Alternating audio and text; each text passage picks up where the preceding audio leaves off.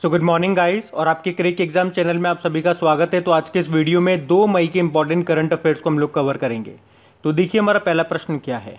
हाल ही में किस भारतीय को order of the rising sun gold and silver star से सम्मानित किया गया? तो आंसर होगा नृपेंद्र मिश्रा को। नृपेंद्र मिश्रा ये प्रधानमंत्री नरेंद्र मोदी के पूर्व प्रधान सचिव थे और अभी इन्हीं को जापान की सरकार ने 2021 के order of rising sun gold and silver star सम्मान से सम्मानित किया है। ये जापान का सर्वोच्च विदेशी सम्मान है। और क्यों मिला इन्हें ये सम्मान? तो जापान और भारत के बीच आर्थिक संबंधों को मजबूत करने में किए गए उनके योगदान के लिए उनको ये सम्मान दिया गया।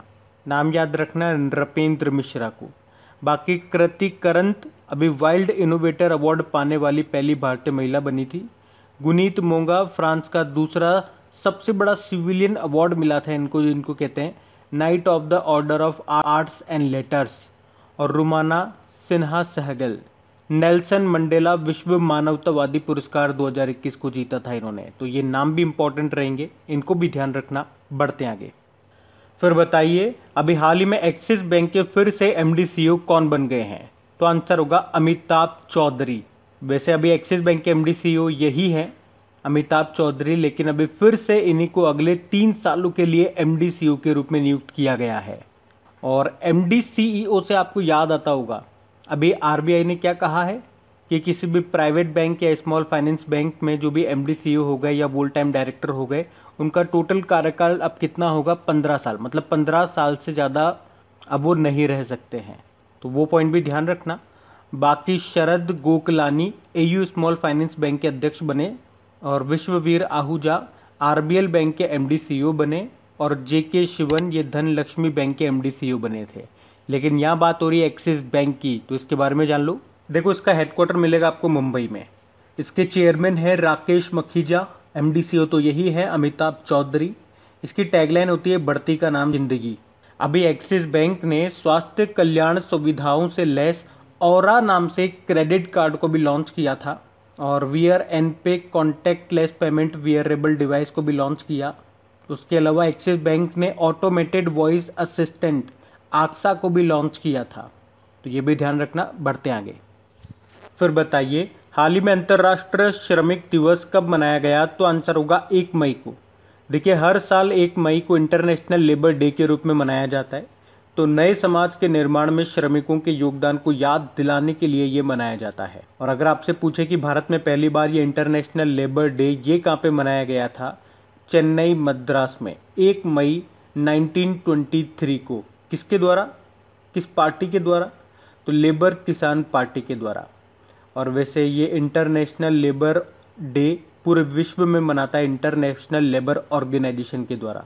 तो इंटरनेशनल लेबर ऑर्गेनाइजेशन के बारे में जान लो। स्थापना 1919 में होती है और इसका हेडक्वार्टर मिलेगा आपको जेनेवा स्विट्जरलैंड में। इसके अध्यक्ष कौन है? गाय राइडर।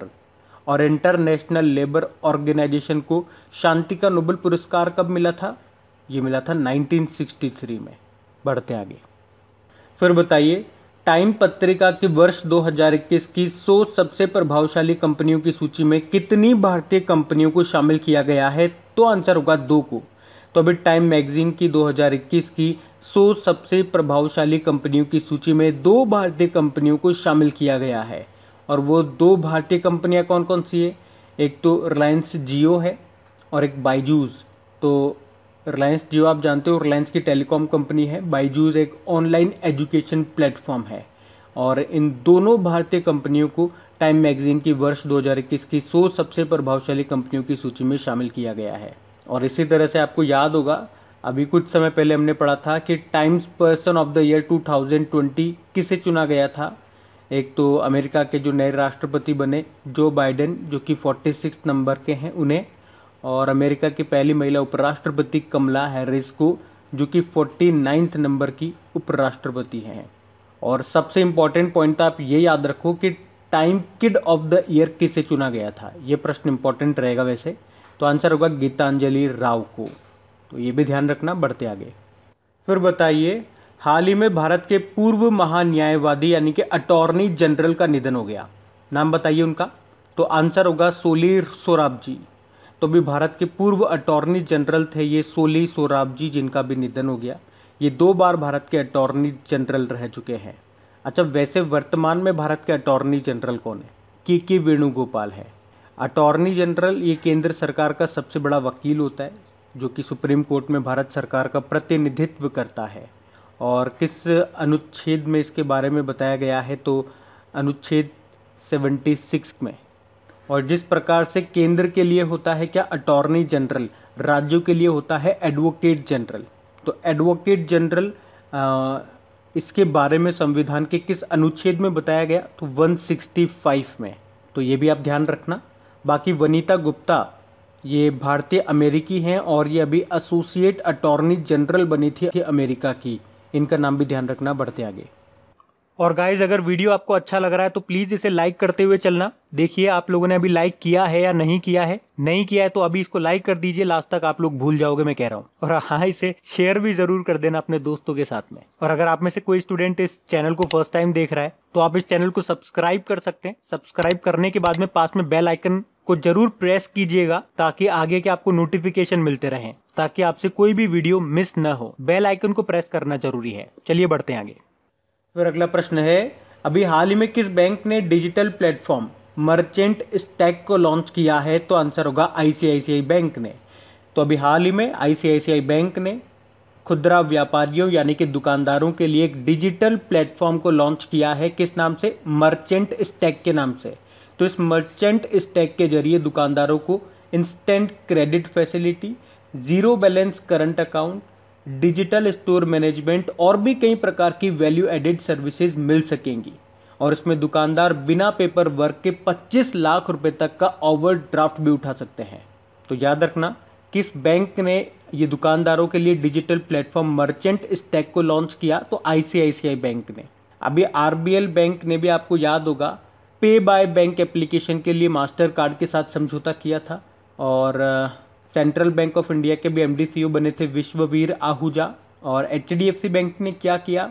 अभी स्मार्टअप उन्नति कार्यक्रम को शुरू किया था। लेकिन यहाँ तो बात हो रही है आईसीआईसीआई बैंक की, तो इसके बारे में जानो। देखो, आईसीआईसीआई का मतलब क्या हो गया? Industrial credit and investment corporation of India. Headquarter मिलेगा मुंबई में। एमडी सीईओ संदीप बख्शी हैं। और इसकी टैगलाइन होती है, हम है ना ख्याल आपका। आपको कुछ और पॉइंट बताऊं यहाँ से, तो अभी फास्टैग जारी करने के लिए फोनपे के साथ समझौता करने वाला ये पहला बैंक बना था। और इसी तरह से कुछ समय पहले फास्टैग जारी करने के लिए गूगल पे के साथ समझौता करने वाला भी ये पहला बैंक बना था। अभी आईसीआईसीआई बैंक ने नम्मा चेन्नई स्मार्ट कार्ड को लॉन्च किया था। इंस्टा एफएक्स मोबाइल एप्लीकेशन को लॉन्च किया था। और एमएनसी कंपनियों के लिए इनफाइनाइट इंडिया नाम से एक ऑनलाइन प्लेटफॉर्म भी लॉन्च किया था।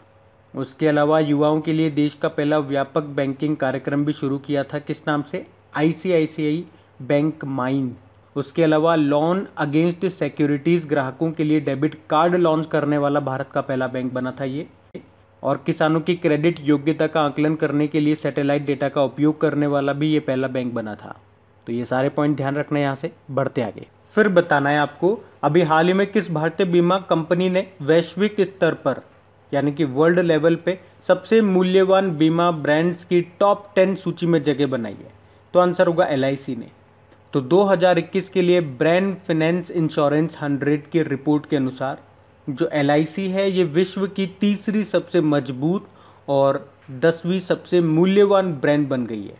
और भारत में बात करेंगे तो सबसे मूल्यवान और सबसे मजबूत बीमा कंपनी है एलआईसी, जबकि विश्व में तीसरी तो सबसे मजबूत है और 10वीं सबसे मूल्यवान बीमा ब्रांड है एलआईसी। और अगर बात करेंगे कि विश्व में सबसे मजबूत इंश्योरेंस ब्रांड कौन सा है, तो इटली का है पोस्ट इटालियन। और सबसे मूल्यवान ब्रांड ये चाइना का है पिंग एंड इंश्योरेंस। और एलआईसी दुनिया में तीसरा सबसे मजबूत और 10वां सबसे मूल्यवान ब्रांड है। देखो, एलआईसी का हेडक्वार्टर मुंबई में है। इसकी स्थापना हुई थी 1956 में। चेयरमैन कौन है इसके? एमआर कुमार है। बढ़ते आगे।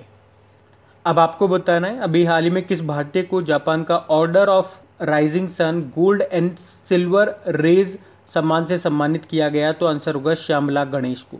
तो 79 ईयर ओल्ड बेंगलुरु टीचर है ये श्यामला गणेश, जो कि 4 दशकों से कर्नाटक में जापानी भाषा सिखा रही हैं। और उसी कारण से उन्हें जापान के order of rising sun gold and silver rays सम्मान से सम्मानित किया है। और ये जो सम्मान है ये उन लोगों को दिया जाता है जिन्होंने अंतर्राष्ट्रीय संबंधों, जापानी संस्कृति को बढ़ावा देने और अपने क्षेत्र में प्रगति या पर्यावरण के संरक्षण में उपलब्धियां हासिल की हो। तो क्या नाम है? श्यामला गणेश। अब आप लोग कंफ्यूज मत होना, हमने इससे पहले फर्स्ट वाले क्वेश्चन में एक अवार्ड पढ़ा था जो कि मिला था नृपेंद्र मिश्रा को। उस अवार्ड का नाम था order of the rising sun gold and silver star, और इसका नाम है order of the rising sun gold and silver rays. बाकी अनामिका हिंदी भाषा का साहित्य अकादमी पुरस्कार 2020 जीता था उनके उपन्यास टोकरी में दिगंत थेरी गाथा के लिए। डॉक्टर शेला केनी राष्ट्रीय फ्लोरेंस नाइटिंगेल पुरस्कार 2020 जीता। शुभ्रा शर्मा युवा वैज्ञानिक पुरस्कार 2020 इन्होंने जीता था। तो इस प्रश्न से श्यामला गणेश का नाम याद रखना। बढ़ते हैं आगे। फिर बताइए, लेग बी ओमर ये किस देश में मनाया जाने वाला एक वार्षिक धार्मिक उत्सव है? तो आंसर होगा इजराइल में। तो लेग बी ओमर ये नॉर्थ इजराइल के माउंट मेरोन में, कहाँ पे? माउंट मेरोन में प्रार्थना और नृत्य के साथ मनाया जाने वाला एक वार्षिक धार्मिक उत्सव है। और अभी ये न्यूज़ में क्यों था? क्योंकि इस स्थान पे, किस स्थान पे? माउंट मेरोन में भगदड़ मच गई जिसके कारण 40 से ज़्यादा लोग मारे गए और 100 से ज़्यादा लोग घायल हो गए। और ये जो माउंट मेरोन नाम की जगह है इसे यहूदियों के सबसे पवित्र स्थलों में से एक माना जाता है। अच्छा, यूनाइटेड किंगडम से अभी आपको याद होगा हमने पढ़ा था सेल्फ ड्राइविंग कारों के उपयोग को मंजूरी देने वाला दुनिया का पहला देश बना ये। अफ्रीकी देश है गाम्बिया। अभी ट्रेकोमा जो कि आंखों से संबंधित एक रोग है उसको समाप्त करने वाला ये दूसरा अफ्रीकी देश बना। और अभी आपको याद होगा सिप्री की रिपोर्ट आई थी, उसमें बताया कि 2020 में सबसे ज़्यादा सैन्य खर्च करने वाला देश रहा अमेरिका। लेकिन यहाँ तो बात हो रही है इजराइल की, तो ये रहा मैप में इजराइल। देखो, इजराइल की कैपिटल जेरूसलम हो गई, करेंसी है इजरायली न्यू शेकिल, प्रधानमंत्री हैं बेंजामिन नेतन्याहू। आपको याद होगा इजराइल ने अपनी एक सड़क का नाम बदलकर रविंद्रनाथ टैगोर जी के नाम पर रखा था, टैगोर स्ट्रीट। और भारत की एक आईटी कंपनी है TCS, वो इजराइल के पहले डिजिटल बैंक को लॉन्च करेगी। बढ़ते आगे। फिर बताइए, हाल ही में किस राज्य ने मेट्टी केले के लिए GI टैग की मांग की है? तो आंसर होगा तमिलनाडु ने। तो मेट्टी केले, तो इस विशेष किस्म के केले की खेती तमिलनाडु के नगरकोइल और पद्मनाभपुरम डिवीजन के कई हिस्सों में की जाती है। और इस फल का उपयोग शिशु आहार के रूप में किया जाता है। और इस फल में स्वास्थ्य को बेहतर बनाने के लिए औषधीय गुण होते हैं। साथ ही मैं आपको बता दूं कि पश्चिमी घाट की जनजातियां पीलिया के इलाज के लिए इन फलों के औषधीय गुणों को उपयोग करती है। और ये जो मेट्टी केला है इसका जो शेप है वो मगरमच्छ के मुंह की तरह दिखाई देता है, इसलिए इस केले को क्रोकोडाइल फिंगर बनाना भी कहा जाता है। और इसी मेट्टी केले के लिए GI टैग प्रदान करने की मांग की है किसने? तमिलनाडु सरकार ने। अब बात तमिलनाडु की है, तो ये रहा मैप में तमिलनाडु। देखो, इसकी कैपिटल हो गई चेन्नई। चेन्नई में आपको चमड़ा अनुसंधान केंद्र मिलेगा। यहाँ के मुख्यमंत्री हो गए एड्डापड्डी के पलानी स्वामी, गवर्नर हो गए बनवारी लाल पुरोहित, और नए चीफ जस्टिस बने थे अभी संजीव बनर्जी नाम है उनका। अच्छा, तमिलनाडु का 38वां जिला कौन सा बना था? मयिलादुतुरई। और याद रखना, भारत का पहला संगीत संग्रहालय ये भी आपका बना है तमिलनाडु में। उसके अलावा एशिया के सबसे बड़े मवेशी पार्क कैटल पार्क का उद्घाटन किया गया था तमिलनाडु के सेलम में। और अमेजन का पहला विनिर्माण संयंत्र मैन्युफैक्चरिंग प्लांट ये खोला जाएगा चेन्नई में। अभी अमेजन के नए CEO बन गए कौन? NDJC, ये भी नाम ध्यान रखो। बाकी तमिलनाडु सरकार ने अभी फसली ऋण माफ़ी योजना भी शुरू की थी। और आयुष्मान भारत योजना के लाभार्थियों की सूची में टॉप पर आता तमिलनाडु। उसके अलावा भारत का पहला आर्द्र भूमि संरक्षण और प्रबंधन केंद्र ये चेन्नई में स्थापित किया गया। उसके अलावा CCTV की निगरानी में दुनिया में टॉप शहर रहा चेन्नई। और स्मार्ट ब्लैक बोर्ड योजना यहाँ पे शुरू हुई थी। और तमिलनाडु के थुथुकुडी कुलशेखरपट्टिनम में भारत का दूसरा रॉकेट लॉन्च पोर्ट स्थापित किया जाएगा। पहला कहाँ पर है? आंध्र प्रदेश के श्रीहरिकोटा में, यहाँ से रॉकेट लॉन्च होते हैं। और तमिलनाडु में भारत की पहली महिला एम्बुलेंस ड्राइवर बनी थी कौन? M वीरलक्ष्मी। देश का पहला इलेक्ट्रिक वाहन पार्क ये भी बनेगा तमिलनाडु में। और यहाँ पे देखो, आपको मधुमलई नेशनल पार्क मिल जाएगा, मुकुर्ती नेशनल पार्क मिल जाएगा, इंदिरा गांधी नेशनल पार्क मिल जाएगा जिसे अन्नामलाई नेशनल पार्क भी कहते हैं, gulf of Mannar marine national park मिलेगा, गुंडई नेशनल पार्क आपको यहाँ पे मिल जाएगा। तो ये भी याद रखना, बढ़ते हैं आगे। फिर बताइए, अभी हाल ही में नागरिक उड्डयन मंत्रालय ने किस राज्य को वैक्सीन की डिलीवरी करने के लिए ड्रोन का उपयोग करने की अनुमति दी? तो आंसर होगा तेलंगाना। तो अभी नागरिक उड्डयन मंत्रालय ने तेलंगाना सरकार को टीकों की डिलीवरी के लिए ड्रोन का उपयोग करने की अनुमति दी है, और ये जो छूट है ये 1 साल के लिए या अगले आदेश तक के लिए दी गई है। अभी आपको याद होगा, हरियाणा सरकार ने कोविड आपातकालीन ऋण योजना को शुरू किया था। महाराष्ट्र ने महासमृद्धि महिला सशक्तिकरण योजना को शुरू किया था। उत्तर प्रदेश ने अभी ई पंचायती पुरस्कार जीता था। लेकिन यहाँ पे बात हो रही है तेलंगाना की, तो ये रहा मैप में तेलंगाना। देखो, इसकी कैपिटल हैदराबाद है, और हैदराबाद से आपको याद होगा दुनिया का सबसे बड़ा मेडिटेशन सेंटर खुला है आपका कहाँ पे, हैदराबाद में ही। और 2020 tree city of the world के रूप में मान्यता प्राप्त करने वाला एकमात्र भारतीय शहर बना हैदराबाद। उसके अलावा भारत का पहला ट्रांसजेंडर कम्युनिटी डेस्क खुला है आपके हैदराबाद में ही, और देश का पहला रिमोट मॉनिटरिंग सिस्टम ये लॉन्च हुआ हैदराबाद में। और हैदराबाद में जो नेहरू जूलॉजिकल पार्क है उसे ISO सर्टिफिकेट मिला था, और इस तरह से ISO सर्टिफिकेट पाने वाला ये देश का पहला चिड़ियाघर बना। तेलंगाना के मुख्यमंत्री हैं के चंद्रशेखर राव, गवर्नर हैं तमिलिसाई सौंदरराजन। चलो यहाँ से एक प्रश्न मैं आप लोगों से पूछूंगा, तमिलिसाई सौंदरराजन के पास किस राज्य का अतिरिक्त प्रभार है, ये आपको बताना है।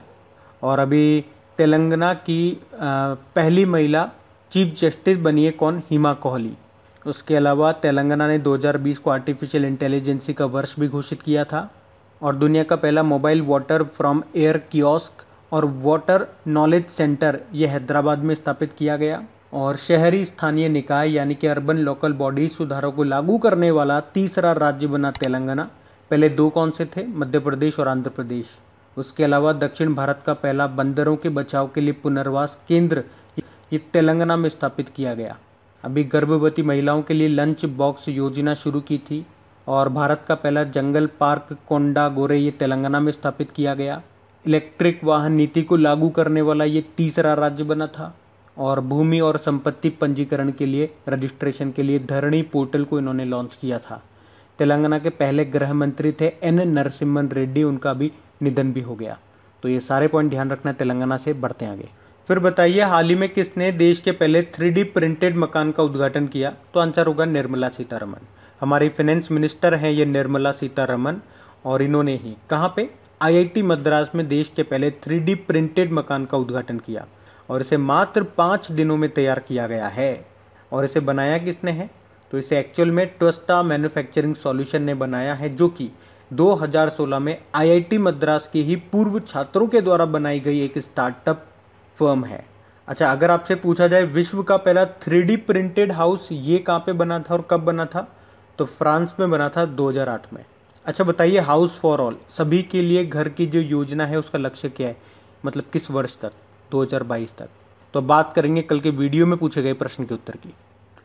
फिर बताइए, अभी हाल ही में वाइल्ड इनोवेटर अवार्ड पाने वाली पहली भारतीय महिला कौन बन गई? तो आंसर होगा कृति करंत। आप सभी ने प्रश्न का बिल्कुल सही उत्तर दिया है। और गाइस देखिए, प्लीज़ अगर आपको सेशन अच्छा लगता है तो इसे लाइक ज़रूर करा करें, और इसे अपने दोस्तों के साथ में शेयर ज़रूर करा करें। जो भी आपका व्हाट्सएप, जो भी आपका फेसबुक ग्रुप हो गया, वहाँ पे एक बार इस वीडियो के लिंक को शेयर ज़रूर कर दें।